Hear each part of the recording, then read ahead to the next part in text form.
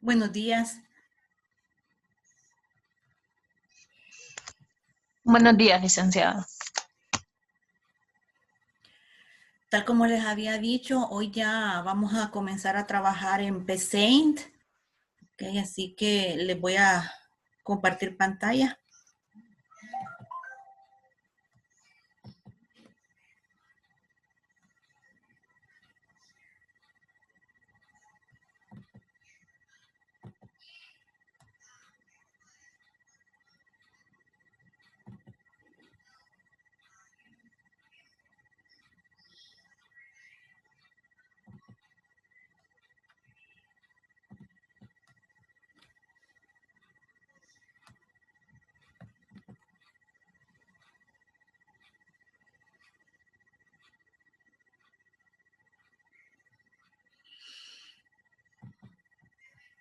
Bien, igual, vamos a comenzar en Paint, pero también vamos a iniciar con lo que son estructuras de decisión anidadas. ¿De acuerdo? Entonces, en este ejercicio que vamos a desarrollar hoy, se trata de determinar lo que va a pagar el cliente de una tienda por un artículo que lleva. El cliente puede elegir entre 3 artículos disponibles, pero ¿verdad? La condición aquí es que de los 3, él solamente puede seleccionar uno de ellos. Y de ese artículo que él seleccione puede llevar una unidad o puede llevar varias unidades. Nosotros vamos a indicarle al final cuánto es lo que él va a pagar, ¿verdad? El subtotal, el impuesto que va a pagar y por último el total de la factura. La particularidad acá es que ya no tenemos 2 opciones entre las cuales poder seleccionar, ya no hay dos alternativas, sino que ahora existen 3 alternativas. Y la instrucción, sí, entonces, sí, no, lo que nos permite es evaluar únicamente dos alternativas. ¿Qué hacemos si nosotros tenemos más de 2? Y nos están pidiendo que tenemos que evaluar con la instrucción sí, entonces, si no. Bueno, pues lo que vamos a hacer es anidar. Anidar significa que vamos a colocar una instrucción dentro de otra. O sea, vamos a colocar una decisión dentro de la otra, siempre y cuando estemos evaluando el mismo dato. Esa es la particularidad. Entonces, repito, anidar es colocar una decisión dentro de la otra, pero para que sea anidamiento, esa decisión, la segunda decisión que nosotros planteamos, tiene que evaluar el mismo dato que está evaluando la decisión más externa.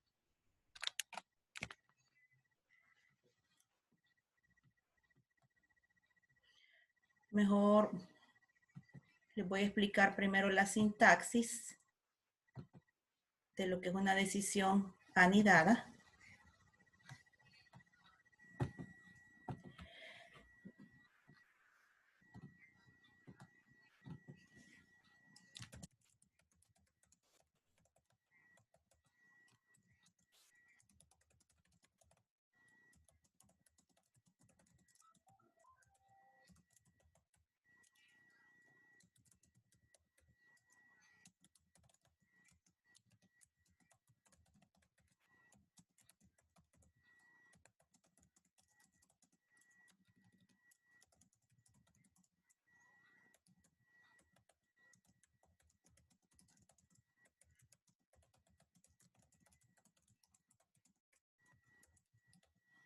Entonces aquí está, ¿qué es anidamiento? Cuando tenemos más de 2 alternativas que tenemos que evaluar y sabemos que de esas alternativas, siendo más de 2, solo podemos seleccionar una en un momento determinado y que vamos a utilizar la instrucción sí, entonces sí, no, ¿verdad? Entonces vamos a anidar y anidar es en la parte falsa de la decisión más externa, vamos a colocar otra decisión, o sea, vamos a hacer otra pregunta. Y esa pregunta va a evaluar exactamente el mismo dato de la decisión más externa.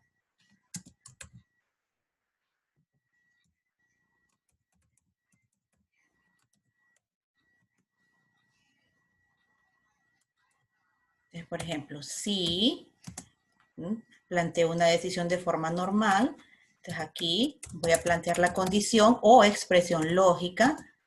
Entonces aquí está mi decisión. Entonces, acciones, aquí voy a colocar las acciones a realizar si la condición es verdadera.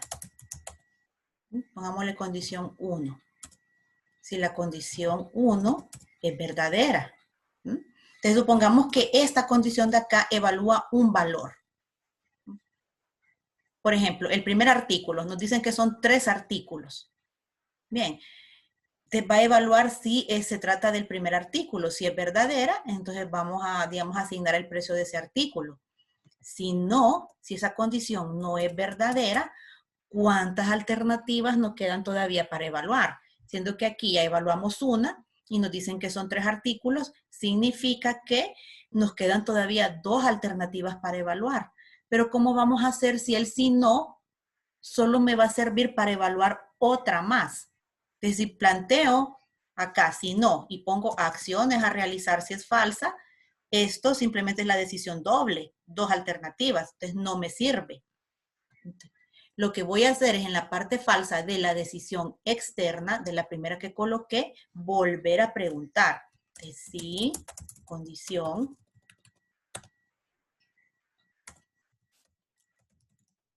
Dos.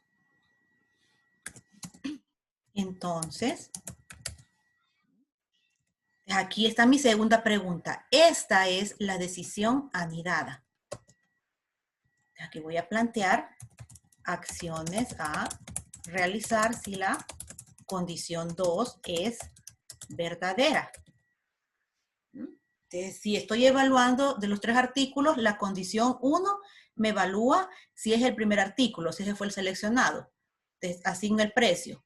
Si no fue así, me voy al si no, pero aquí hay otra pregunta. Entonces, aquí en esta condición voy a evaluar si ese artículo es el segundo, es el otro artículo. Si fuera verdadera esta condición, entonces asigno el precio para el segundo artículo.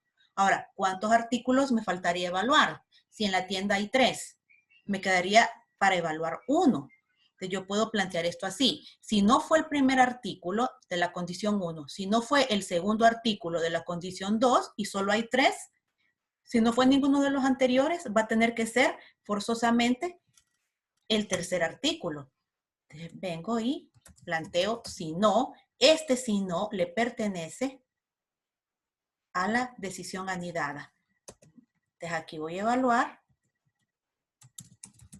acciones a realizar si la condición 2 es falsa. Aquí le vamos a poner si es el tercer artículo de la tienda. Entonces, para 3 alternativas, esta regla es como estándar. Para 3 alternativas, yo pregunto 2 veces. Miren, tengo 3 artículos. Aquí, la primera condición me evalúa el primer artículo. La segunda condición me evalúa el segundo artículo. Y si no fue ninguna de las anteriores, pues se plantea que sea el tercer artículo. Entonces tengo 3 opciones, 3 artículos. ¿Cuántas preguntas necesité hacer para evaluar las 3 opciones? 1, 2. Entonces con 2 decisiones yo puedo evaluar 3 alternativas.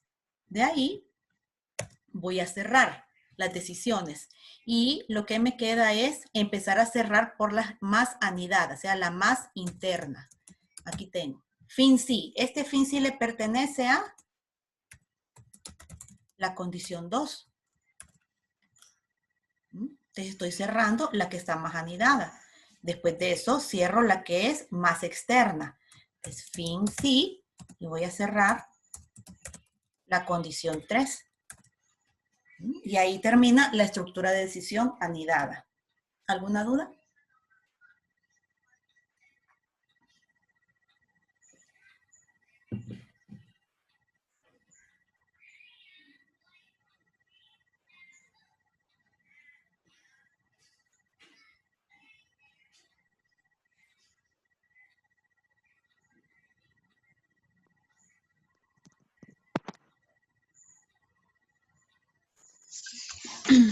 Licenciado, entonces el último fin sí que vamos a poner siempre va a ser del tercer artículo o del último artículo del que estamos hablando.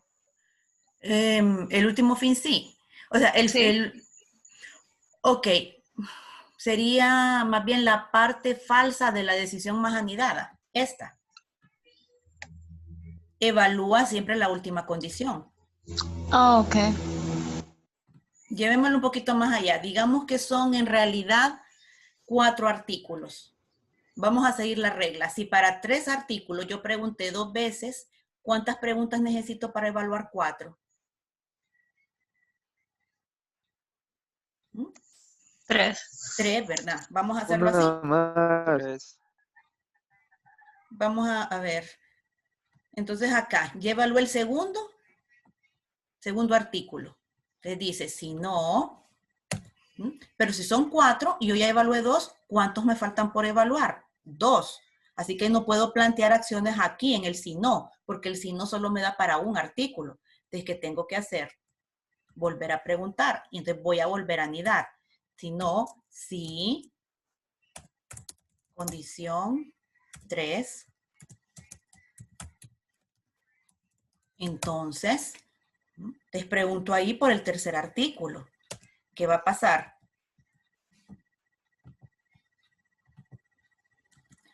Planteo las acciones a realizar si la condición 3 es verdadera. ¿Y qué significa eso? Para el tercer artículo. Ahí lo tengo. Entonces ya evalué 3 artículos ahí. Aquí está el primero. Si es verdadero, se trata del primer artículo. Aquí está el segundo, porque si esta es verdadera, se trata del segundo artículo. Y aquí está la 3. Si es verdadera, se trata del tercer artículo. Ya llevo evaluada 3. Y son 4 artículos. ¿Qué hago para evaluar el cuarto artículo? Bueno, si no fue la 1, si no fue la 2, si no fue la 3, va a tener que ser el cuarto artículo. Entonces aquí me voy al si no de quién, de la condición que está más interna, de la anidada. Y ahí voy a decir acciones a realizar si la condición 3 es falsa, que se va a tratar del cuarto artículo.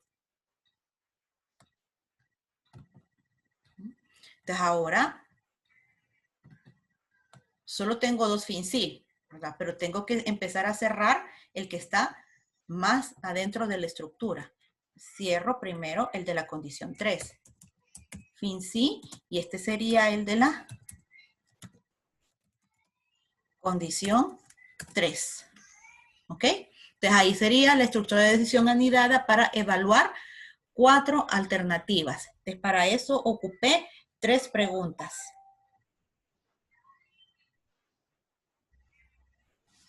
Y para que los demás no se pierdan, en el último fin sí, usted puso condición 3. A ver, condición 3, sí, condición 1. Sería condición 1. Gracias. ¿Ok? Entonces repito, cerramos la decisión que está más interna. Miren, aquí está el bloque. Todo eso le pertenece a la condición 3. De ahí cierro la decisión que va en el siguiente nivel, como saliendo de la estructura. Aquí está, miren. Toda esta es la condición 2. La condición 2 que tiene su parte verdadera y tiene su parte falsa, en donde la parte falsa se anidó una decisión. Entonces aquí cerré la condición 2. Y por último cerré la que está más externa. Aquí está. Miren, condición 1, esta es la parte verdadera de la condición 1. ¿Y qué se hace si es falso? Bueno, está esta estructura de anidamiento, evaluando las alternativas restantes. Esa es la instrucción sí, entonces, si no, de manera anidada.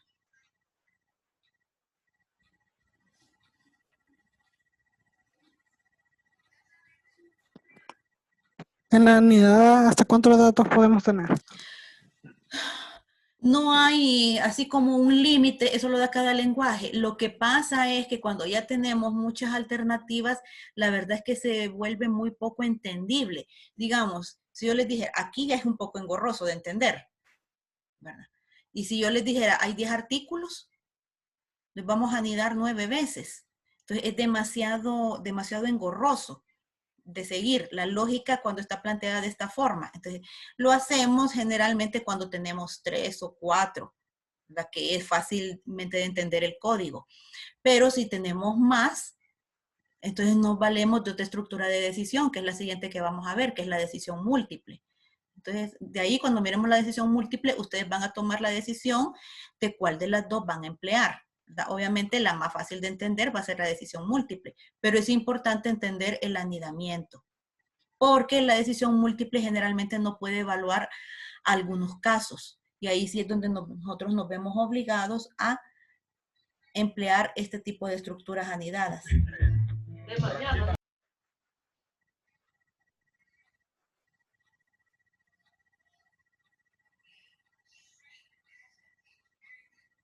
Bueno, si no hay más preguntas, vámonos al ejercicio en PSAINT.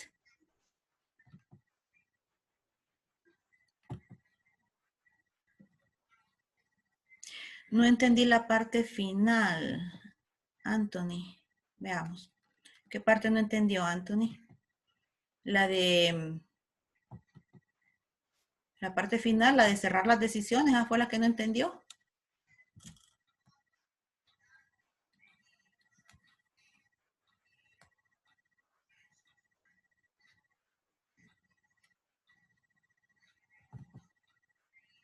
Ah, ya entendí, ok.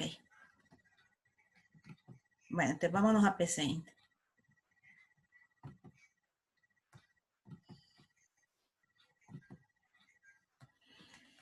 Bien, entonces como les decía, aquí en este ejercicio, ¿verdad? Vamos a evaluar 3 artículos. Aquí los tenemos listados.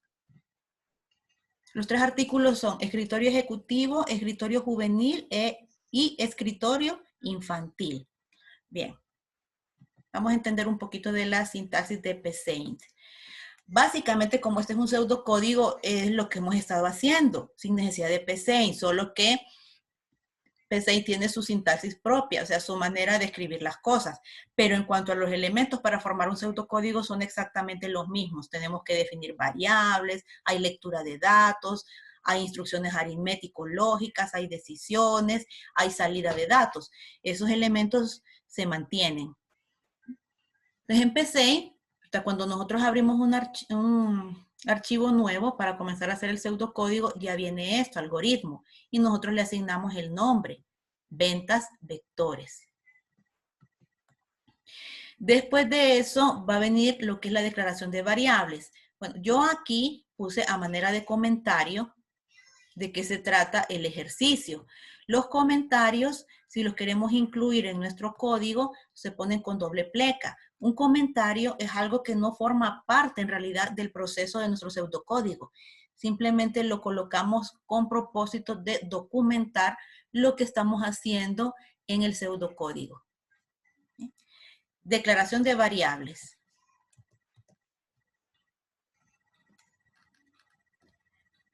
Déjenme ver, creo que está número de artículos, código de artículos. ¿Cómo declarar las variables PSAINT? Primero, hay que colocar la palabra definir. De ahí listamos el nombre de las variables. Le asignamos nombre a las variables y después para declarar el tipo de dato decimos como y después declaramos el tipo de dato entero. Así que estas dos variables que declaramos en esta línea, las dos son enteras. Ahora vamos con las variables de tipo carácter. Aquí en PSAINT, carácter indistintamente se utiliza cuando es una cadena de caracteres o un carácter propiamente dicho. Entonces, nuevamente, iniciamos la línea con definir. Listamos el nombre de las variables. Decimos cómo, ¿verdad? O sea, ¿qué tipo de dato va a ser? Carácter. Y la última línea que ponemos aquí en este ejercicio para declarar variables son las que están contempladas como variables de tipo real. Entonces empezamos, definir nombre de las variables, como, ¿de qué tipo son? Real. Ahí está la declaración de variables. Ahora, vamos a empezar con lo que es la entrada de datos, que sería este bloque de acá. Vamos a poner aquí que esta es la declaración de variables. Y este bloque de aquí se trata de entrada de datos. ¿Ok?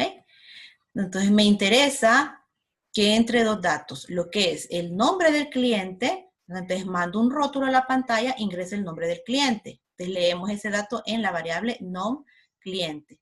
Y después me interesa obviamente para poder asignar el precio que entre qué artículo es el que se desea comprar. Entonces acá lo que hago es una especie de menú.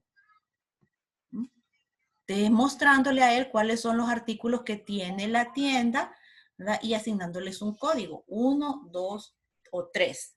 Lo que va a teclear, ¿verdad? Va a ser no el nombre del artículo, o sea, no va a teclear, por ejemplo, escritorio juvenil, sino que va a teclear 2. Esta es la lectura. O va a teclear 1 o va a teclear 3, depende del artículo que él desee llevar. Entonces, ese dato, código de artículo, lo leemos en esta variable. Como es 1, 2 o 3, la podemos declarar de tipo entero. Ya sabiendo el código del artículo, tenemos que empezar a evaluar, porque tengo que decirle, ese artículo cuesta tanto. Entro a mi estructura de decisión. Entonces aquí empieza el proceso. Lo primero que hago en mi proceso es la estructura de decisión que me permita evaluar, ¿verdad? Para poder definir qué precio de artículo es el que hay que aplicar.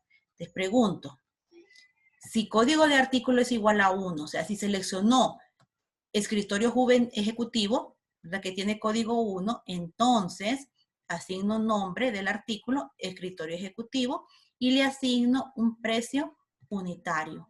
El escritorio ejecutivo cuesta 4,700.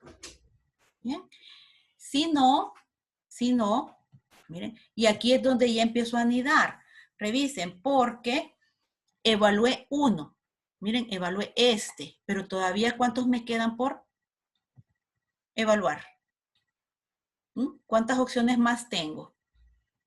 Entonces, como todavía tengo 2 opciones más, y el si no solo me serviría para una solamente, entonces en el si no vuelvo a evaluar. O sea, anido otra pregunta. Si código de artículo es igual a 2, ya voy, hija. Entonces vean que sería el escritorio juvenil. Asigno el nombre del artículo y después asigno el precio unitario. Entonces aquí ya tengo evaluados el primer artículo y el segundo. ¿Cuántos me quedan por evaluar? 1. 1. Entonces, como ya solo me queda 1, ya no hay necesidad de anidar, sino que la parte falsa de esa decisión interna es la que me va a evaluar la última opción que tengo. Entonces, nombre de artículo, escritorio infantil, y el precio unitario es 3,000. Y una vez que he finalizado mi estructura, empiezo a cerrar las decisiones. Miren, aquí está la anidada. Entonces, fin sí sería de código artículo igual a 2. Y este fin sí le pertenecería a código de artículo igual a 1. Esa es la estructura anidada. Chequen, por favor.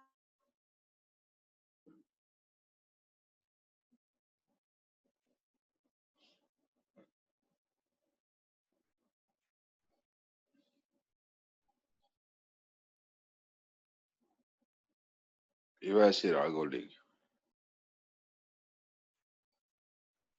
Dígame. No, usted iba a decir algo. Le pregunto. No, que revisaran, que revisaran. Si le entienden a la estructura de decisión.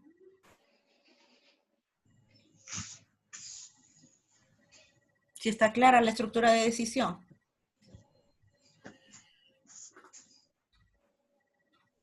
Ok, bueno. Se entiende, jóvenes, que saliendo de esta estructura, en la variable de precio unitario, yo tengo uno de los 3 valores posibles. O es 4,700, o es 3,450, o es 3,000. Eso depende, ¿verdad?, del artículo que se seleccionó. Ahora, es importante que desde ahora nosotros empecemos a evaluar de forma correcta qué instrucciones son las que dependen de la decisión y qué instrucciones son las que no dependen. Bien, porque muchas veces ya más adelante en otras clases, lenguaje 2, lenguaje 3, me estoy encontrando todavía, por ejemplo, que aquí ponen un montón de código y de ahí aquí vuelven a poner el mismo código exactamente, ¿verdad? Cuando la mayor parte de las líneas de código que están poniendo ya no le pertenecen a la decisión, porque se van a ejecutar sin importar cuál sea el artículo. Ya vamos a ver eso. Por eso les estoy diciendo, saliendo de esta decisión, yo ya tengo asignado el precio unitario. Los únicos datos que dependen, ¿verdad? Su valor de esta estructura es el nombre de artículo y el precio unitario. Los demás datos no van a depender de qué artículo sea. Ok, ¿qué hago después de salir de la estructura? Bueno, pido la cantidad que va a llevar. Miren, aquí hay una entrada de datos. Te digo, ¿qué cantidad lleva del artículo? Por ejemplo, como aquí está la variable, si selecciono uno, voy a decir, ¿qué cantidad lleva de escritorio ejecutivo? Y leo la cantidad. ¿Ok? Entonces ya tengo, miren, el precio unitario del artículo. Y ya tengo la cantidad que va a llevar. Con esos datos yo empiezo a determinar lo que el cliente va a pagar.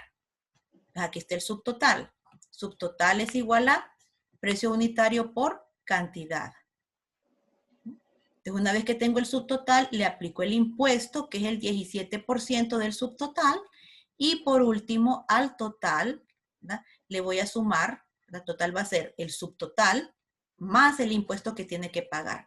Esto en realidad, este total es lo que tiene el cliente que pagar por el artículo que está llevando. Revisen, por favor.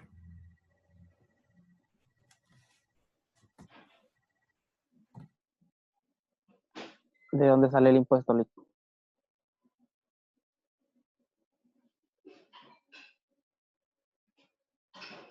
¿De dónde sale el impuesto? El 17%.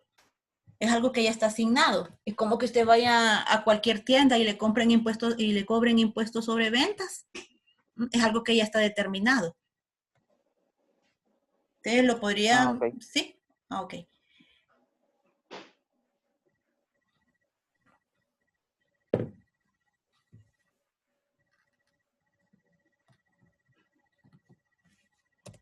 Miren, antes de pasar a lo que es la salida de datos, les voy a explicar.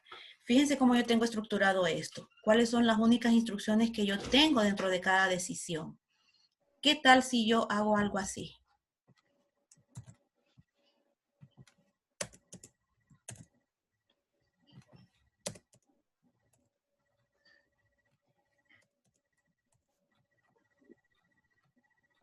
Y quito esto.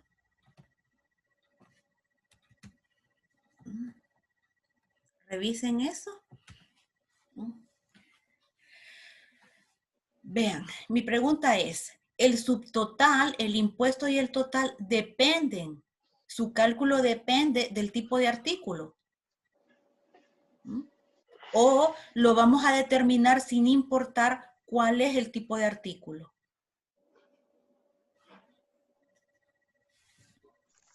Sí, depende del tipo de artículo. Depende del tipo de artículo, Lick. ¿Por Cada qué? artículo tiene un precio diferente. Pero aquí está el precio, miren. Entonces, recuerdan que yo les dije, saliendo de la estructura de decisión, en la variable de precio unitario, vamos a tener ya sea 4.700, 3.450 o 3.000. Entonces, saliendo de la estructura de decisión, en precio unitario ya tengo el dato de cuánto cuesta. Vean acá. ¿Verdad que esta línea de código, estas tres líneas son exactamente las mismas que están acá? Y las mismas que están acá. Sí. Sí, ¿verdad? Solo que aquí sería 3.000. Aquí sería 3.450. Y aquí sería 4.700. O sea, pero eso es lo que está dentro de la variable, pero la variable sigue siendo la misma. Yo no utilizo una variable de precio artículo 1, otra variable de precio artículo 2 y otra variable de precio artículo 3. Porque me están diciendo que solo puedes seleccionar un artículo de la misma variable de precio unitario, me va a servir para cualquiera de los 3 artículos. Así que es la misma operación. Miren, es la misma operación aritmética. La misma. Solo que lo que esté dentro de las variables puede cambiar. Pero no importa, son variables. Para eso existen. Para poder guardar diferentes cantidades. No siempre la misma cantidad. Y miren esta. Esta es exactamente la misma línea de código que esta de acá y que esta de aquí. Y total es exactamente la misma línea y todas están trabajadas con variables. Así que se trata exactamente del mismo bloque de código que yo estoy repitiendo de forma innecesaria en cada decisión. No les estoy diciendo que esto no va a funcionar. Obviamente sí va a funcionar, ¿verdad? Pero ¿qué pasa? Desde el punto de vista lógico, aquí yo tengo un problema muy grave. Todavía ustedes están aprendiendo, pero si yo miro esto más adelante, yo digo, esta persona todavía no puede manejar correctamente las decisiones. Y ese es un gran problema. Aprender a distinguir qué es lo que yo debo de colocar en una decisión y qué es lo que no debo de colocar. De la forma correcta es aquí. Saliendo de la estructura de decisión, calculo estas 3 líneas.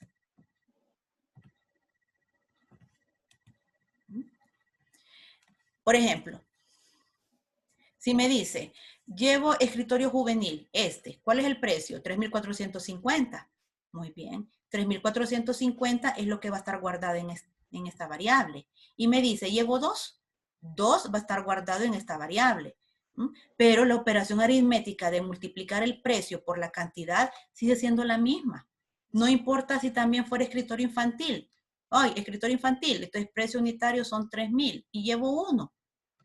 La cantidad es 1, pero todavía se trata de la misma operación aritmética, así que no depende de la decisión. ¿Me di a entender?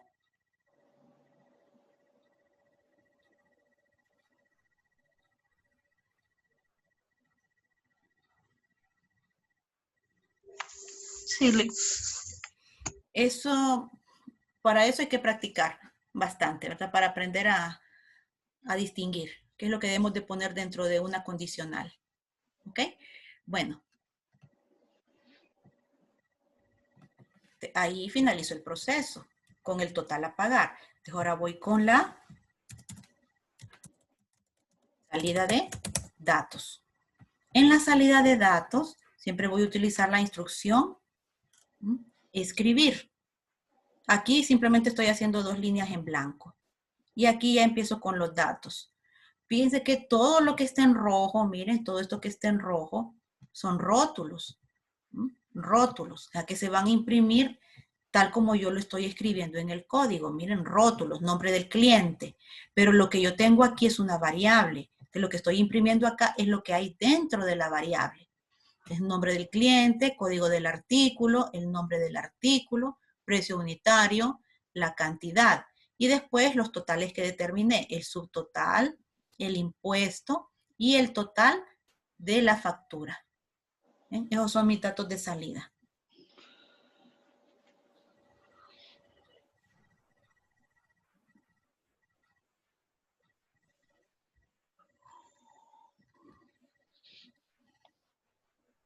Bien. Acá podemos probar nuestro pseudocódigo ejecutándolo. Aquí está, ejecutar.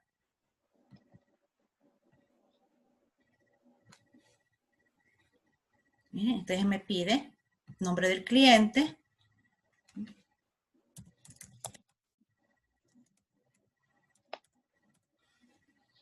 Doy Enter. Y ahí me da las opciones, que son los artículos que están disponibles. Y me dice, ingrese el código del artículo. Ok, digo que voy a llevar escritorio juvenil. El 2. Ese es el código.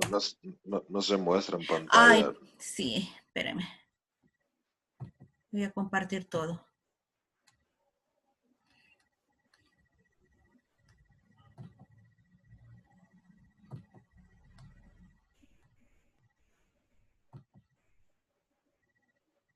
¿Hoy sí ven? Ahora sí. Bien, ahí está la ejecución.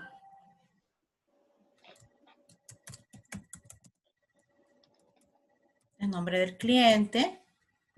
Te doy Enter. De ahí me dan las opciones que tengo. Quiero llevar escritorio juvenil. Entonces es el código 2.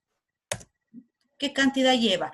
Vean que la cantidad está aquí, en el pseudocódigo. O sea que aquí ya el pseudocódigo evaluó. Miren, evaluó toda la estructura de decisión para determinar qué precio de artículo es el que va a aplicar. Te digo, quiero 3 escritorios. Aquí está mi salida de datos. Ven, dejó 2 líneas en blanco, que son las 2 líneas que yo tengo acá. Nombre del cliente. Nombre del cliente. Miren, Elisa Núñez, que es el contenido de la variable nom cliente. Después tengo código de artículo. Aquí está el rótulo, código de artículo. 2. Porque yo dije que quería 2. Bueno, entonces aquí está. Está imprimiendo el contenido de la variable código de artículo. Nombre, escritorio juvenil. Nombre, el rótulo, escritorio juvenil está guardado en esta variable. Y así sucesivamente hasta listar todos los datos.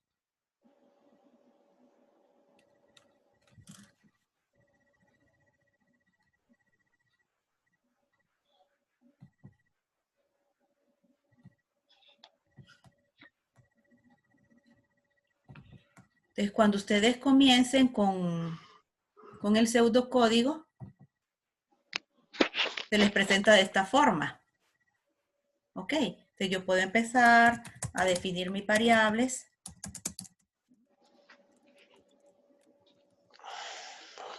Como entero. ¿Ven?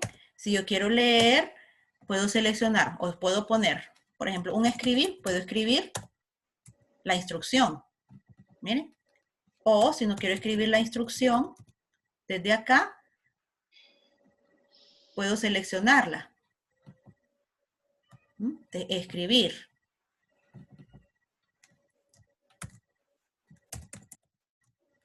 Ven, si quiero hacer una lectura, bueno, puedo escribir la instrucción o puedo seleccionarla desde aquí. Miren, quiero leer una variable. Número de la variable.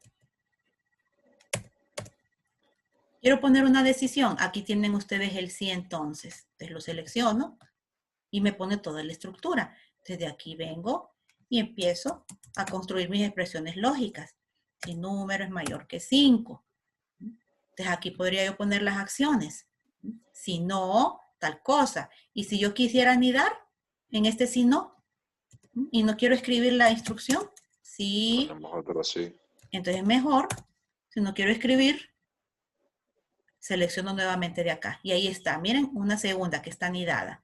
Y empiezo a construir las expresiones lógicas y a colocar las acciones. Y de esa forma ustedes van construyendo su pseudocódigo. Esto yo se lo voy a proporcionar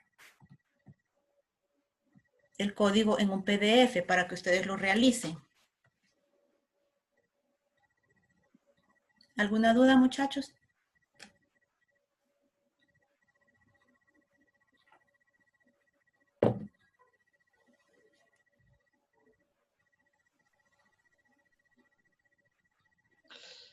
Lick, siempre para todos esos de código primero hay que declarar las variables ahí en PC, ¿verdad?